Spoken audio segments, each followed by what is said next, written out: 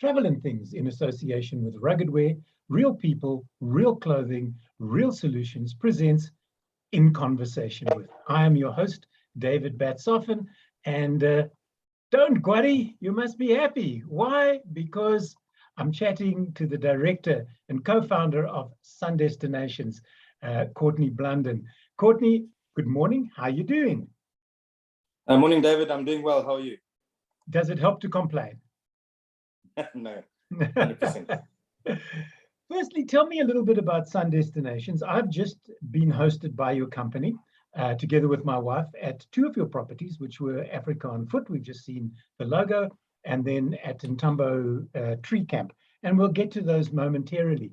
But tell me a bit about Sun Destinations. You founded it with your wife.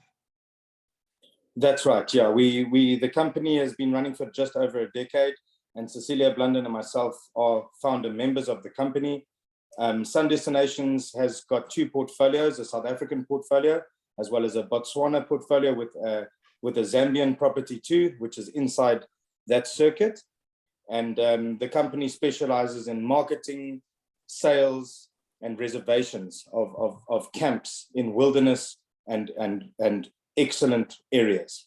Okay. When you say excellent areas, what do you mean exactly?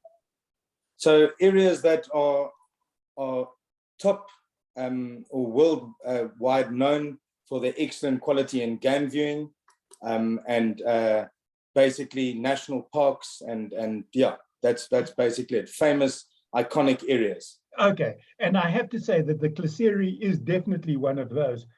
The light in that particular part of our country is just truly spectacular. Sunrises and sunsets are some of the best I've ever seen. No, definitely. Obviously, the Lowveld Kruger region light, especially the time of year now that you've visited, leaning into the winter, when it's starting to get a little bit more dusty and dry, that always contributes to the lovely sunsets and sunrises, etc. Also, veld fires, anything like that, contributing greatly towards photographic moments. Also, another thing about the time of year that you visited, going from May all the way through to sort of November, is the stark contrast with animals' coats like leopards or lions in the wilderness as well. So it's always nice to see the different things and the different times of year. Exactly. Now, this looks tiny. It really and truly does. This is the accommodation at Africa on Foot. But the outside belies the interior of this, because there is more than enough room in this thing. There was a huge double bed. There was a separate toilet inside. There was an outdoor shower. More than enough room and hanging space. My wife was totally taken aback by how much hanging space, because when she stood outside, she sort of went, going to be living out of suitcases. Yeah. And no, you don't.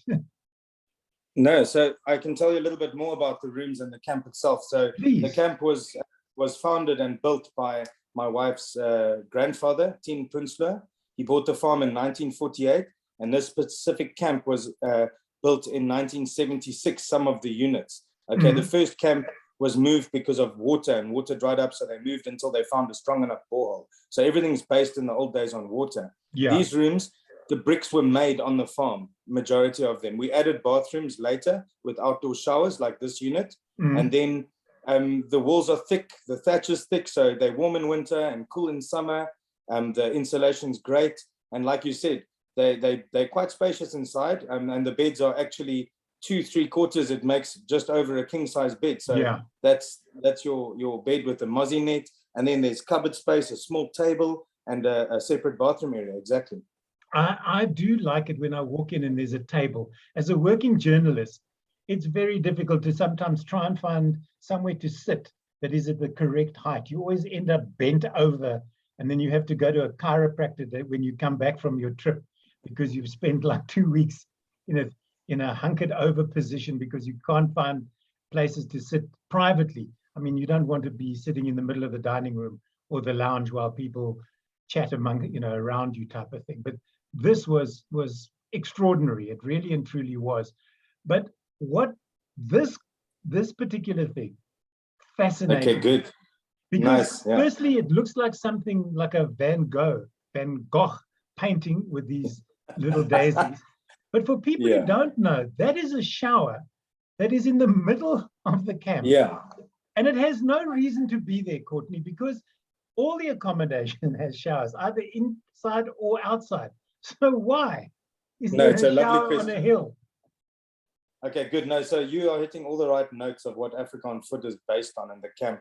Once again, the plants we have around that little hill there are all succulents, as you can see. Reason for that is they're very, very resilient against the use of water, because obviously we take that restriction quite seriously to keep the camp as less water dependent as possible. So these succulents are great. Then that shower was the only shower in the whole camp when the old days, when the family used to use the camp. And we haven't got the heart. We haven't got the heart to break it. Yeah. No, you can't. You see, even at the foot of those stairs, there's two little footprints from my brother-in-law from when he was a little boy, and even my mother-in-law on that. So that steps going up to them have got history. That I didn't notice because I came at it from the other side. But I think that's fabulous. I really enjoy. You should put a plaque on the wall so other guests can read and see what it's all about. You talk about the use of succulents. Now, I was fascinated by what your landscaper has achieved there with very little. A piece of dead leadwood and half a dozen succulents, and it looks stunning. It really and truly does. Yeah. No, we've Alfred is the main guy at Africa on Foot.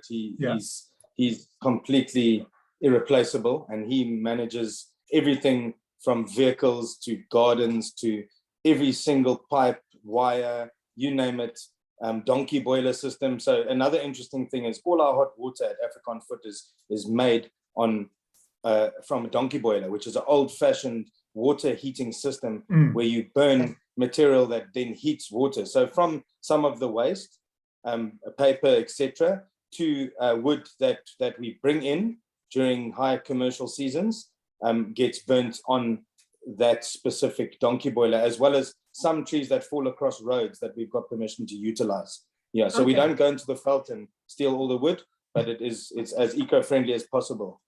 Now, we keep talking about Africa on Foot, Africa on Foot, Africa on Foot.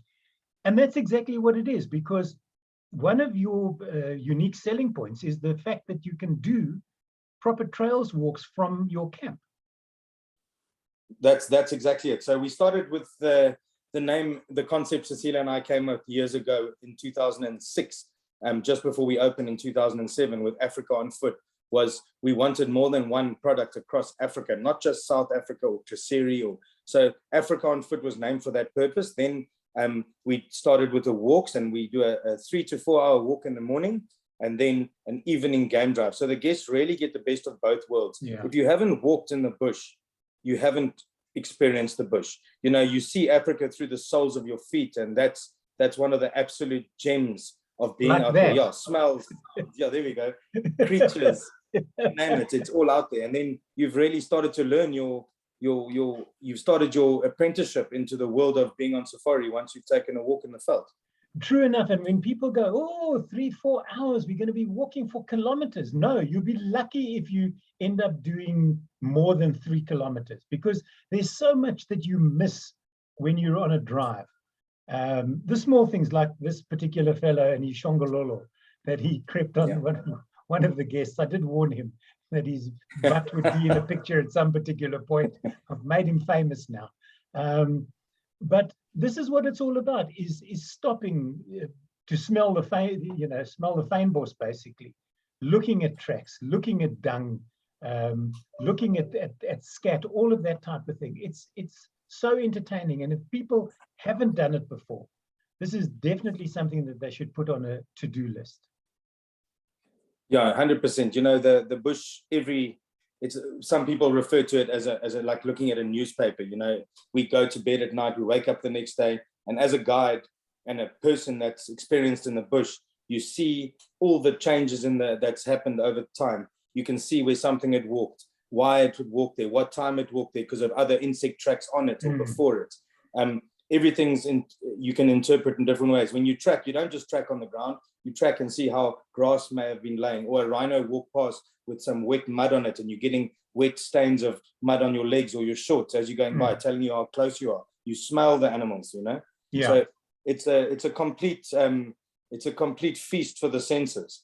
It is indeed, and as I say, I think people should do this at least once if they're in the bush. It will open your eyes to such a variety of things.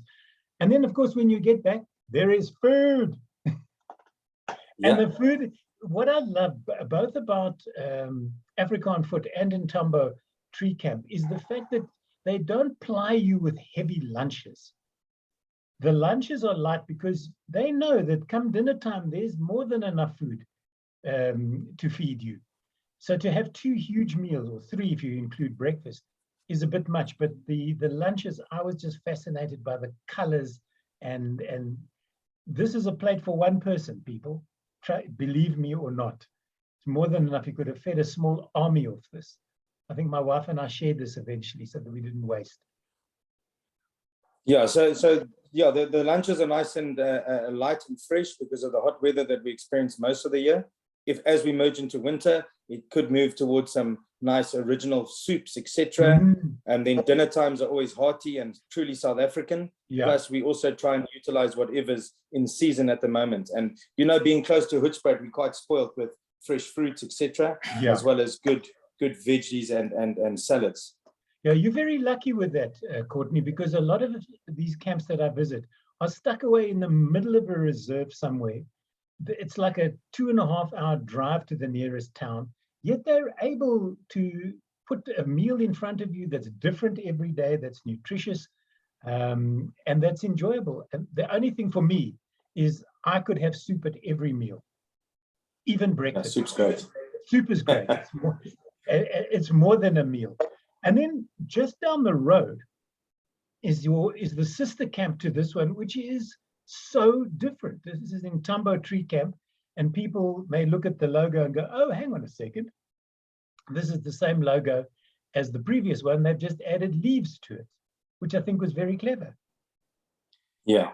So nThanbo Tree Camp is a nice partnership between the owners, myself and my family, and with the Pretorius family. That's our neighbors. We share a farm with them.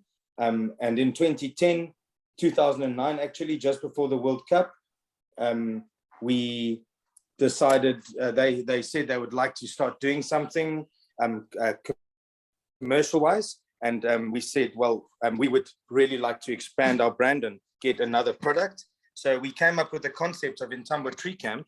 Right.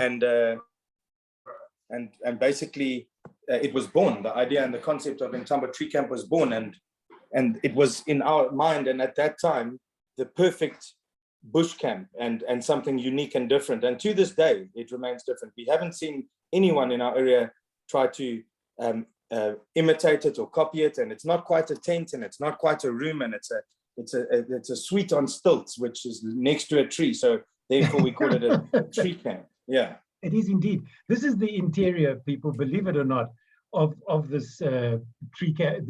The outside looks like that, which again is very different. And I think there are 5 suites, if I remember correctly, and they all face this open area in front of the camp. And there was invariably, you're on the march, Courtney. You seem to be wandering around. Remember, you're on camera. Yeah, I'm sorry. I've just got a power situation. Ah, okay. Yeah. There we go. I'm sorted it. Yeah. All right. So that's not where I wanted to be. I wanted to be here. Okay. So this is the room, the bedroom. In front of it is a deck, and then at the back is a toilet and a shower. The only thing I found very disconcerting, I have to tell you, are these slats. When you're sitting on the toilet and you look down between your feet, and you realize that it's open to the ground. I wasn't expecting that, but it's not serious. Yeah, we've discussed closing up the slats, you know, and had we could have done it different with tongue and groove and things like that. But what it does do is it creates a lovely airflow.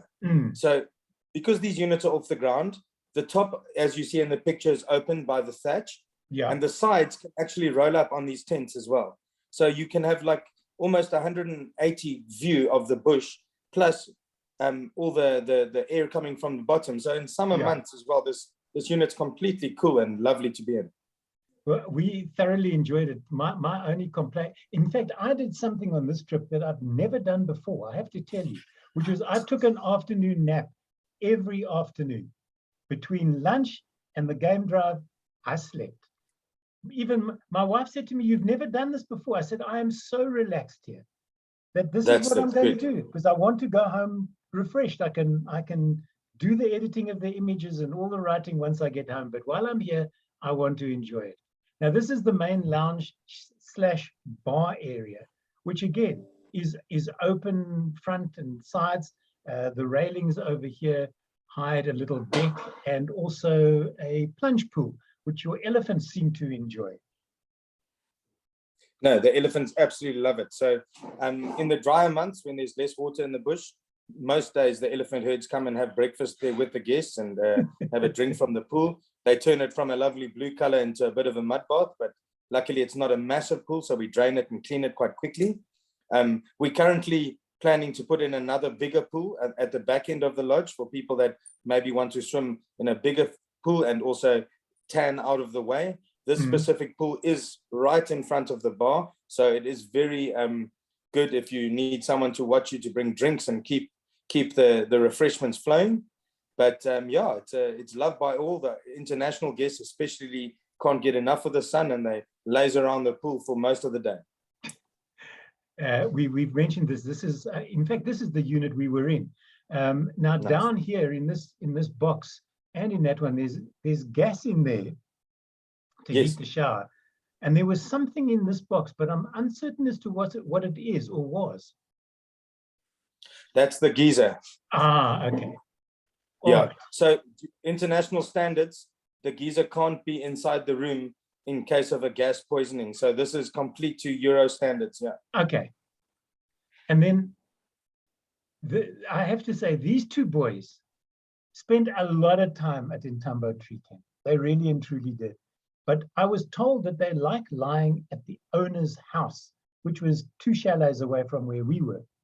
But they kept me awake every night because I swore that they were lying under ours and eating something. So I fully expected to wake up in the morning and find dead stuff underneath us. But you know as well as I do, Courtney, that lion roaring or lion vocalization can travel up to, what, 5-8 kilometers in the bush. So to have them within 150 meters, it's really, I expected to roll over and find them in the bed next to me. Yeah, no, these lions are absolutely amazing. And we're very privileged to have a really great pride back in our area. These guys are part of the Vuyela brothers. So there's 5 of them. Okay, they started to make their presence felt at the end of 2019, and they came there as young guys with punk rock hairstyles and mohawks. They were quieter, and they were 5 boys and their sister. So it was a bit of a strange one. We thought, oh wow, a sister with them, how long are they going to last? You know, until they chase the poor girl away. And she managed to stick with them. They didn't get killed or injured badly in confrontations with other big males. And then they came back one day with 4 more girlfriends, and the sister managed to befriend them. And now we've got a pride with 5 cubs and more on the way. We haven't, I think another 3 have been born. I think John Dixon saw them the other day. We haven't sexed them all yet, but there's a lot of females, which is the great news. And 5 dads to keep the territory safe. And they basically are 1 or 2 or 3 or 5 of them on the farm at any one time. And in our traverse. It really and truly is. For people who want to find out more about your properties, do you have a website that they can go to? Yes, www.sundestinations.co.za. We've got a host of properties there, different styles, different things you want to do. There's Sabi Sand or Sabi Game Reserve, as it's now called, the Mkumbi Safari Lodge, absolutely beautiful on the Sand River. We've got Chakma Bush Camp in the Maseke. We've got AOF Wilderness Trails, which is a 3-day walking operation where you mobile and walk all day, every day, and sleep in dome tents at night. Yeah, so the options are endless with what we've got, as well as our beautiful Botswana sections with Mankwe and Boma Oh, Savuti. Yeah, you're going next there. Thank you. To me, Botswana is Africa. It really and truly is. Much as I love the Lowveld, there is just something so unbelievably exciting about setting foot in the Delta or taking a ride in a Mokoro, which changes. When you do a game drive in a boat, it's a whole different experience. When elephants are looking down at you, they're on the bank above you and they're looking down at you. It's a whole different way of seeing wildlife. Courteney, thank you thank you very much for the hosting. And B, thank you very much for chatting to me. It's been an absolute pleasure. I look forward to seeing you next time in Hoedspruit, and to visiting more of your properties, both local and international. No, cheers, David. Thank you so much. It was a pleasure hosting you, and we look forward to doing a lot more of your visits and stuff with you. And yeah, we'll encourage everyone to come and visit. The contact details once again, the website, and perhaps a reservations phone number. Okay, I don't have a number offhand in my head right now, but reservations at sundestinations.co.za. And then the website is www.sundestinations.co.za. And here's our number in Cape Town. It's 021-203-5173. Great stuff. Courteney, thank you. And thank you to whoever's in the room with you who just handed you the piece of paper. Yeah. Take care, my friend. Cheers. Thank you, David. Cheers. See you now.